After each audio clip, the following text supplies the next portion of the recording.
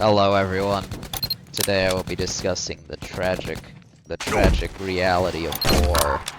Here we see a fresh, feminine, twinkish conscript fighting against another human being, another living, breathing human being. Neither of them want war, but yet the government forces. Can you fucking stop it? Yet the government forces them into war, and so they must fight they fight not for their own motivations, but because the government tells them to fight. Can you, I swear to God, I will kill you. That's not even a joke. I will, like, and no matter, he self-defended, yet still took ultimately a life. This is another tragedy of war, that even when you don't intend to, you can accidentally kill people who were being pretty nice to you with corpses. And we see here the death of the death of femininity, and in a way also the death of innocence. And this is a tragic reality of war. And this is the war. This is the burial soldiers in war get. They get recycled back into more war. Here we see an innocent young woman on the front lines of the war, and she has children and a wife and an innocent family as well, and they are not involved in the war because they are too young, actually. So there are some areas in which war is not as bad as it could be otherwise. Oh, the pain of war. This innocent young woman who up until this point was pure of heart and had never known the death of death. They must all now bear witness to their friend dying, and thus is another of the great tragedies of war. And there you saw I fucked up opening a door and died, and that is a key tragedy of war. And in this moment, when the lag clears, we can see another tragedy of war. The fact that I got tased, but I can roll away. And my knowledge of war rolls away with me, in much the same way that while the victor might, while the words of the victor might be written a lot in stories and stuff, that they do not. Another teleporting, fresh-faced, prospectuous young boy. In him we see the teleporting nature of man, and how it feels like we were suddenly in one area, peaceful in our lives, and now suddenly we are in war. And why did your tail get erect when you died? Are you into this? Don't be into this, that's weird. And another tragedy of war is that some people might find it arousing. All the death and and look at this innocent person getting beaten to death, and there is probably some sicko who, you fucking bitch, I'm gonna enjoy fucking killing you, you stupid motherfucker. There is probably some sick bastard who gets some sort of joy out of the prospect of the suffering of the innocent. And here we see a boy just recently beaten to death in a game initiation style assault by Karlak from Baldur's Gate 3. And this is much like in real war, where femboys do not survive the first night in the military barracks, as their pussy gets too torn asunder for them to continue to properly serve their military duties of sucking cock. White people get involved in war as well, and thus is another tragedy. I fucking accidentally tripped. He did an anime, like, fell on me.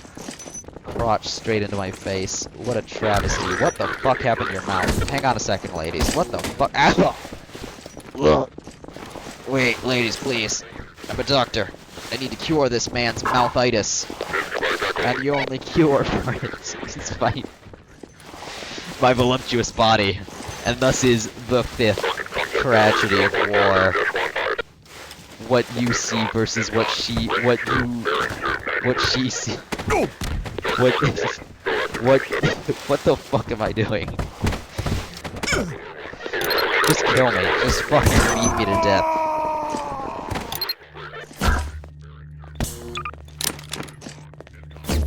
You cannot even run from war. Actually, they successfully ran from war, but normally you can't do that, and that is a tragedy of war.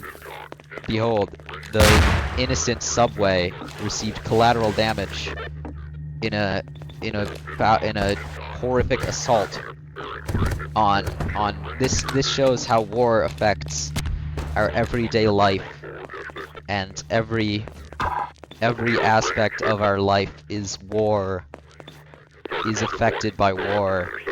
And you can see even in my own psyche, my eyes, I'm not the same as when the war started.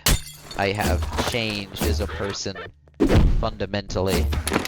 And thank you.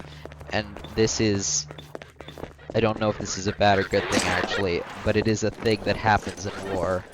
Is that when war is over, people are different than when they started the warring. Looks like it's sweeping time. Another bombing run. Another blitz has just hit Britain. And this is a travesty that will be remembered for hundreds of years. Here we can see the gentle serenade of one who wishes for peace in a world strife with conflict, and how their voice sounds angelic and almost mystical in an environment so rife with stuff. Are you okay? Can I walk past you? You seem pretty nice. Can I go? No, I just want to. Just let me through, okay? Just real quick. You are really just gonna make this. God. That is another tragedy of war. People can be really difficult staircases. And there we see the 8th tragedy of war.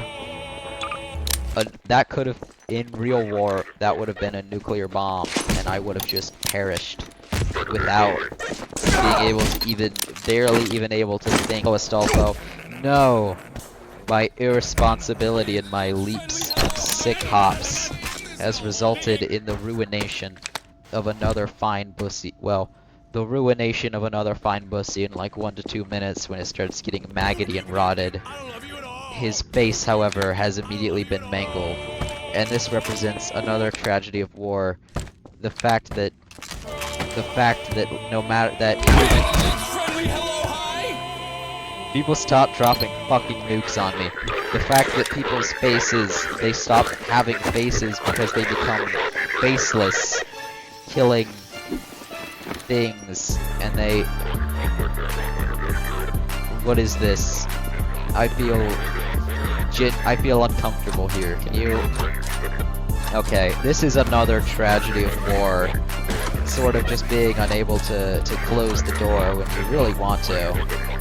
And they don't let you leave, and they're really weird about it. Like you guys are being very weird about this. Like, I feel like I am being, like, eye fucked by all of you. Except that one. That one is like... Ah, yes. And just in time, too.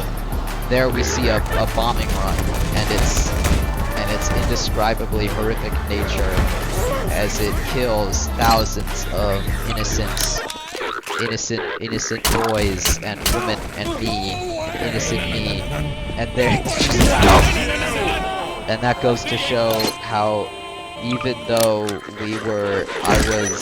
she was in my way of leaving the nuke, so I got killed. That was fucking bullshit. That is another tragedy of war. Looks like it's sweeping time. And you can hear it in the distance, but not see it.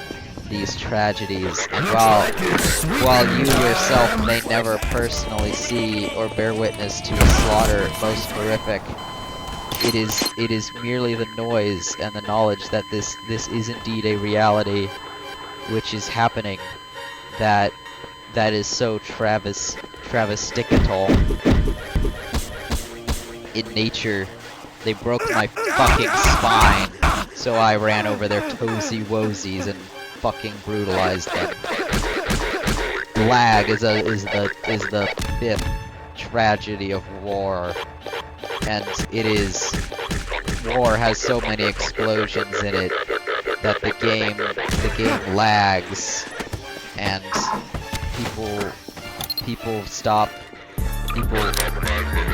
Oh no. No, not this hallway again.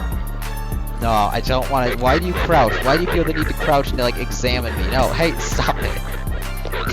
They're fucking, like, you're coming in, trying to beat me up, and you're like, go back to the door to watch me. You're fucking weirdos. They seem to have gotten tired of my bitching, and have instead simply opted to beat me to death with sticks.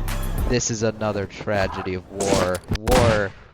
As wars, ever onward. And there the king represents the monarchistic rulers who bring us into war, for it is not by our own nature that we engage in such destructive acts, but by the forceful hand of those who view themselves above us and us as lesser beings than they. These figures outline this fucking bastard.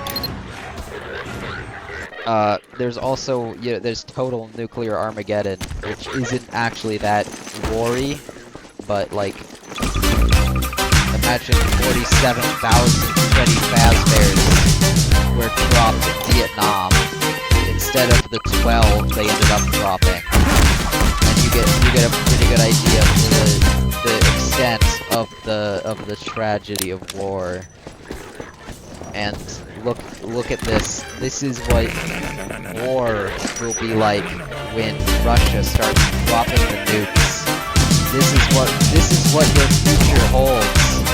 You will not be the Freddy Fazbear running a train on the femboys. You will be the femboy. This will be you. You will be this pussy, and you will have a train run on you by Freddy Fazbear, and that will be the reality of war. The grim reality of war. There's Markiplier again.